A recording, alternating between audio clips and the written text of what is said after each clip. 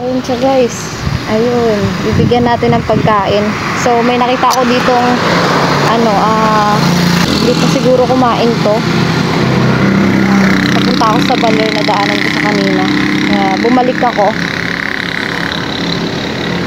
Nandito na ako sa hospital sa reserva. Ayun.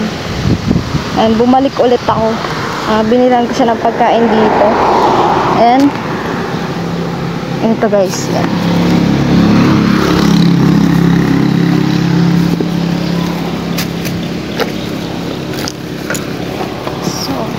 Yan. Ayan siya guys. Ayan. Hello kuya. Kumain ka na?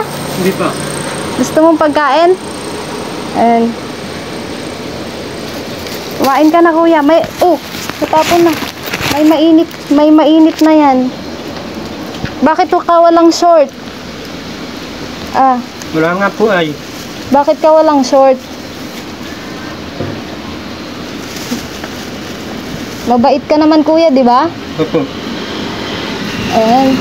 Sorry, natapon na yung sabaw kasi open na yan. Tinalagyan ko ng mainit kanina.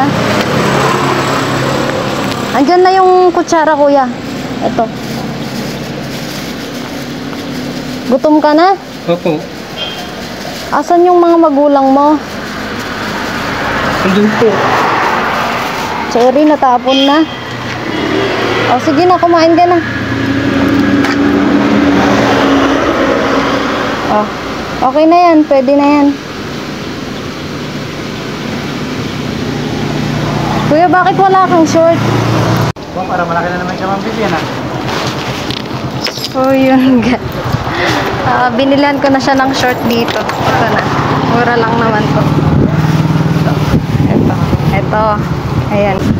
Kasi wala siyang short. Saka binilan ko ulit siya ng pagkain niya. Ayan.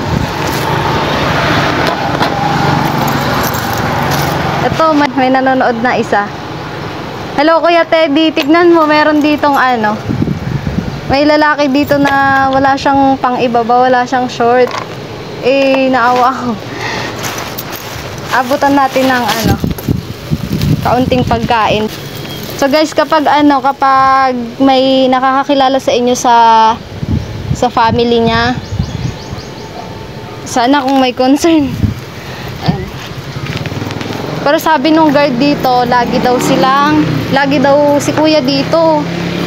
Lagi daw si kuya dito. O kuya, wait lang, ako na.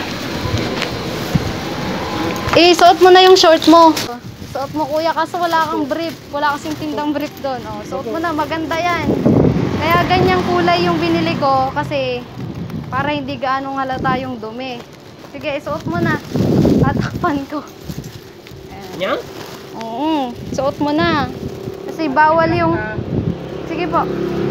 Bawal yung walang short. Ayan. Ayusin mo kuya. Ayusin mo. Para dapat pala damit pa, no? Dumi ng damit mo. Kumain ka na dito.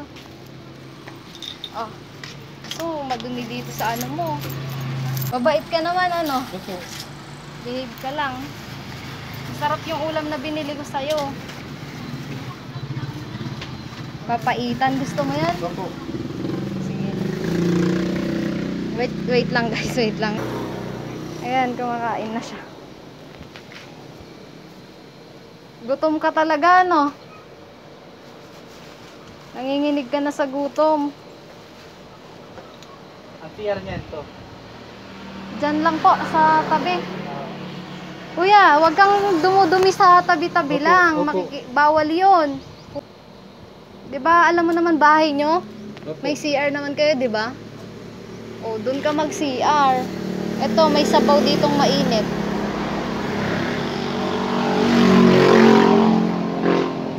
Pagkatapos mo kumain, wag mong itatapon to.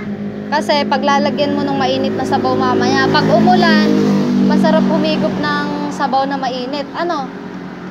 Tsaka wag kang nagkakalat dito sa waiting shed. Kasi pag nakita nila, baka bawalin ka na nila dito. Bait naman pala ni kuya eh.